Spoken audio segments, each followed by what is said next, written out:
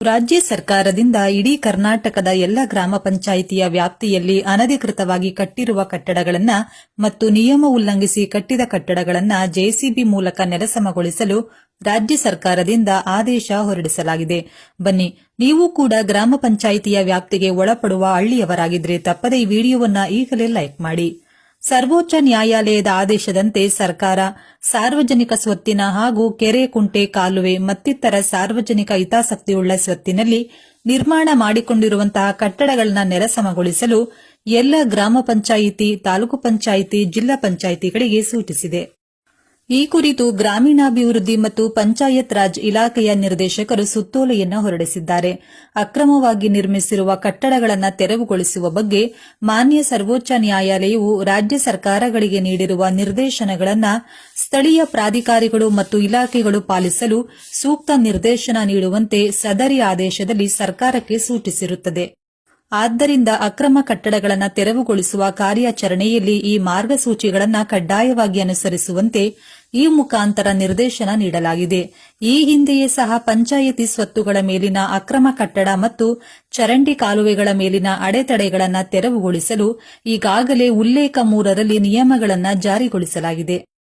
ಗ್ರಾಮ ಪಂಚಾಯಿತಿ ವ್ಯಾಪ್ತಿಯಲ್ಲಿ ನಿರ್ಮಿಸಿರುವ ಕಟ್ಟಡಗಳನ್ನು ಅನುಮೋದಿತ ನಕಾಶೆಯ ಅನುಸಾರ ಕಟ್ಟಿರುವ ಬಗ್ಗೆ ಹಾಗೂ ಅದು ವಾಸಯೋಗ್ಯ ಎಂದು ದೃಢೀಕರಿಸುವ ಸಂಬಂಧ ಉಲ್ಲೇಖ 4ರಲ್ಲಿನ ಸುತ್ತೋಲೆಯಲ್ಲಿ ತಿಳಿಸಲಾಗಿದೆ. ಗ್ರಾಮ ಪಂಚಾಯಿತಿಯ ವ್ಯಾಪ್ತಿಯಲ್ಲಿ ಅನುಸರಿಸಬೇಕಾದ ವಿಧಿವಿಧಾನಗಳನ್ನು ರಾಜ್ಯ ಸರ್ಕಾರ ಮಾದರಿ ಉಪವಿಧಿಗಳು ಅಂದರೆ ಕರ್ನಾಟಕ ಗ್ರಾಮ ಸ್ವರಾಜ್ ಮತ್ತು ಪಂಚಾಯತ್ ರಾಜ್ ಕಟ್ಟಡಗಳ ನಿರ್ಮಾಣದ ಮೇಲೆ ಜಿಲ್ಲಾ ಪಂಚಾಯತ್ಗಳ, ತಾಲೂಕು ಪಂಚಾಯಿತಿ ಮತ್ತು ಗ್ರಾಮ ಪಂಚಾಯಿತಿಗಳ ನಿಯಂತ್ರಣ ಮಾದರಿ ಉಪನಿಧಿ 2015 ಜಾರಿಗೊಳಿಸಿದ ಗ್ರಾಮ ಠಾಣಾ ವ್ಯಾಪ್ತಿ ಹೊರತುಪಡಿಸಿ ಹೊಸದಾಗಿ ಅಭಿವೃದ್ಧಿಪಡಿಸಿರುವ ಲೇಔಟ್ಗಳಲ್ಲಿ ಕಟ್ಟಡ ನಿರ್ಮಿಸಲು ಪರವಾನಗಿ ನೀಡುವ ಮುನ್ನ ಸದರಿ ಕಟ್ಟಡ ಕಟ್ಟುವ ನಿವೇಶನಗಳನ್ನು ಕ್ರಮಬದ್ಧವಾಗಿ ಕರ್ನಾಟಕ ಪಟ್ಟಣ ಮತ್ತು ಗ್ರಾಮಾಂತರ ಯೋಜನೆ ಅಧಿನಿಯಮ 1961ರ ಉಪಬಂಧಗಳು ಹಾಗೂ ಅದರ ಅಡಿ ರಚಿಸಿರುವ ನಿಯಮಗಳ ಅನುಸಾರ ಅಭಿವೃದ್ಧಿಪಡಿಸಿರುವುದನ್ನು ಗ್ರಾಮ ಪಂಚಾಯಿತಿ ಖಾತರಿಪಡಿಸಿಕೊಳ್ಳಬೇಕಾಗಿರುತ್ತದೆ. ಗ್ರಾಮ ಪಂಚಾಯತ್ ವ್ಯಾಪ್ತಿಯಲ್ಲಿ ನಿರ್ಮಾಣ ಮಾಡುವ ಕಟ್ಟಡಗಳಿಗೆ ಸಂಬಂಧಿಸಿದಂತೆ ಈ ಕೆಳಕಂಡ ಅಂಶಗಳನ್ನು ಪಾಲಿಸಲು ಸೂಚಿಸಿದೆ. ಗ್ರಾಮ ಪಂಚಾಯಿತಿ ಪರವಾನಗಿ ಪಡೆಯದ ಹಾಗೂ ಪರವಾನಗಿ ಪಡೆದಿದ್ದರೂ ಕಟ್ಟಡ ನಿರ್ಮಾಣದ ನಿಯಮಗಳನ್ನು ಉಲ್ಲಂಘಿಸಿ ನಿರ್ಮಾಣವಾಗುತ್ತಿರುವ ವಸತಿ, ವಾಣಿಜ್ಯ ಹಾಗೂ ಇತರೆ ಕಟ್ಟಡಗಳ ಕಾಮಗಾರಿಗಳು ಕಂಡುಬಂದರೆ ಅಂತಹ ಕಟ್ಟಡಗಳ ಕಾಮಗಾರಿಗಳನ್ನು ತಕ್ಷಣ ನಿಲ್ಲಿಸಲು ಗ್ರಾಮ ಪಂಚಾಯಿತಿಯು ಕ್ರಮ ಕೈಗೊಳ್ಳಬೇಕು. ಅನಧಿಕೃತ ಕಟ್ಟಡಗಳನ್ನು ನೆಲಸಮಗೊಳಿಸಲು ಗ್ರಾಮ ಪಂಚಾಯಿತಿ ನಿಯಮಾನುಸಾರ ಪ್ರಕ್ರಿಯೆಯನ್ನು ಪ್ರಾರಂಭಿಸಬೇಕು.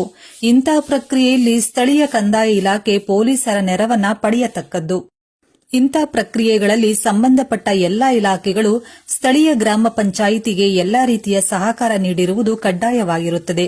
ಇದಕ್ಕೆ ಸಹಕರಿಸದಿದ್ದರೆ ಸಂಬಂಧಪಟ್ಟ ಇಲಾಖೆಯ ಅಧಿಕಾರಿಗಳ ವಿರುದ್ಧ ಕ್ರಮವನ್ನು ಜರುಗಿಸಲಾಗುವುದು. ಕಟ್ಟಡ ನಿರ್ಮಾಣದ ಸ್ಥಳದಲ್ಲಿ ಕಟ್ಟಡ ಅನುಮೋದಿತ ನಕ್ಷೆಯನ್ನ ಕಟ್ಟಡ ನಿರ್ಮಾಣದ ಅಂತಿಮ ಹಂತದವರೆಗೆ ಪ್ರದರ್ಶಿಸಬೇಕು.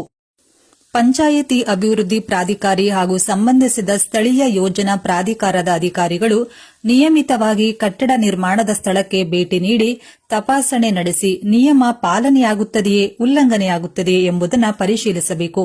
ಒಂದು ವೇಳೆ ಉಲ್ಲಂಘನೆ ಕಂಡುಬಂದರೆ ಅದನ್ನು ಸರಿಪಡಿಸುವಂತೆ ಲಿಖಿತ ನೋಟಿಸ್ ಅನ್ನು ಜಾರಿಗೊಳಿಸಬೇಕು. ಕಟ್ಟಡವು ನಿಯಮಾನುಸಾರ ಪೂರ್ಣಗೊಂಡಿರುವ ಬಗ್ಗೆ ಉಲ್ಲೇಖ 4ರಲ್ಲಿ ವಿವರಿಸಿರುವಂತೆ ಸಂಬಂಧಪಟ್ಟ ಮಾಲೀಕರು ಗ್ರಾಮ ಪಂಚಾಯಿತಿಗೆ ಮನವಿ ಪತ್ರ ಸಲ್ಲಿಸಿದ ನಂತರ ಪಂಚಾಯಿತಿ ಅಭಿವೃದ್ಧಿ ಅಧಿಕಾರಿ ಹಾಗೂ ಸಂಬಂಧಿಸಿದ ಸ್ಥಳೀಯ ಯೋಜನಾ ಪ್ರಾಧಿಕಾರದ ಅಧಿಕಾರಿಗಳು ಸ್ಥಳಕ್ಕೆ ಭೇಟಿ ನೀಡಿ ಸಮಗ್ರವಾಗಿ ಪರಿಶೀಲಿಸಿದ ನಂತರವೇ ವಾಸಯೋಗ್ಯ ಪ್ರಮಾಣ ಪತ್ರಗಳನ್ನು ನಿಯಮಾನುಸಾರ ವಿತರಿಸಬೇಕು. ಅನಧಿಕೃತ ಕಟ್ಟಡಗಳ ಸಂಬಂಧ ಮಾನ್ಯ ಸರ್ವೋಚ್ಚ ನ್ಯಾಯಾಲಯದ ಆದೇಶ ಹಾಗೂ ನಿಯಮಗಳ ಅನ್ವಯ ಕ್ರಮ ವಹಿಸತಕ್ಕದ್ದು. ಅಕ್ರಮವಾಗಿ ಕಟ್ಟಿದ ಕಟ್ಟಡಗಳ ವ್ಯಾಪಾರ, ವಾಣಿಜ್ಯ ಯಾವುದೇ ವಹಿವಾಟುಗಳಿಗೆ ಲೈಸೆನ್ಸ್ ಅನ್ನು ನೀಡಬಾರದು. ಕಟ್ಟಡ ನಿರ್ಮಾಣ ವಲಯ ಯೋಜನೆ ಅನುಗುಣವಾಗಿರಬೇಕು. ಒಂದು ವೇಳೆ ಯೋಜನೆಯನ್ನ ಬದಲಾವಣೆ ಮಾಡಬೇಕಾದರೂ ನಿಯಮಬದ್ಧವಾಗಿ ಬದಲಾವಣೆ ಆಗಬೇಕಾಗಿರುತ್ತದೆ. ಅನಧಿಕೃತ ಕಟ್ಟಡ ನಿರ್ಮಾಣ ತಿಳಿದಿದ್ದರೂ ಅದರ ವಿರುದ್ಧ ಕ್ರಮ ಕೈಗೊಳ್ಳದ ಸಂಬಂಧಿಸಿದ ಅಧಿಕಾರಿಗಳ ವಿರುದ್ಧ ಶಿಸ್ತು ಕ್ರಮ ಜರುಗಿಸಲಾಗುವುದು. ಎಲ್ಲ ಅಗತ್ಯ ಸೇವಾ ಸಂಪರ್ಕಗಳಾದ ವಿದ್ಯುತ್, ನೇರ ಸರಬರಾಜು, ಒಳಚರಂಡಿ ಸಂಪರ್ಕ ಇತ್ಯಾದಿಗಳನ್ನು ಸೇವಾ ಪೂರೈಕೆದಾರ ಅಥವಾ ಮಂಡಳಿಯು ಕಟ್ಟಡಗಳಿಗೆ ಪೂರ್ಣಗೊಂಡ ಅಥವಾ ವಾಸಯೋಗ್ಯ ಪ್ರಮಾಣ ಪತ್ರಗಳನ್ನು ಸಲ್ಲಿಸಿದ ನಂತರವೇ ನೀಡಬೇಕು. ಸಿಬ್ಬಂದಿಗಳು ಲೈಸೆನ್ಸ್ ಇಲ್ಲದ ಕಟ್ಟಡ ನಿರ್ಮಾಣಗಳನ್ನು ಮಾಡುತ್ತಿರುವ ಬಗ್ಗೆ ತಕ್ಷಣವೇ ಮಾನ್ಯ ಸರ್ವೋಚ್ಚ ನ್ಯಾಯಾಲಯದ ಆದೇಶದ ಪ್ರಕಾರ ಕ್ರಮ ವಹಿಸತಕ್ಕದ್ದು. ತಾಲೂಕು ಹಾಗೂ ಜಿಲ್ಲಾ ಕಚೇರಿ ಅಧಿಕಾರಿಗಳು ಈ ವಿಚಾರವಾಗಿ ಮಾಸಿಕ ತಪಾಸಣೆ ನಡೆಸುವುದು ಹಾಗೂ ಅಕ್ರಮ ಕಟ್ಟಡಗಳ ಬಗ್ಗೆ ಮಾಹಿತಿಗಳನ್ನು ಸಂಗ್ರಹಿಸಿ ಅಂಕಿಅಂಶಗಳನ್ನು ಪರಿಶೀಲಿಸಿ ಗ್ರಾಮ ಪಂಚಾಯಿತಿಗೆ ಸೂಕ್ತ ಆದೇಶವನ್ನು ನೀಡುವುದು.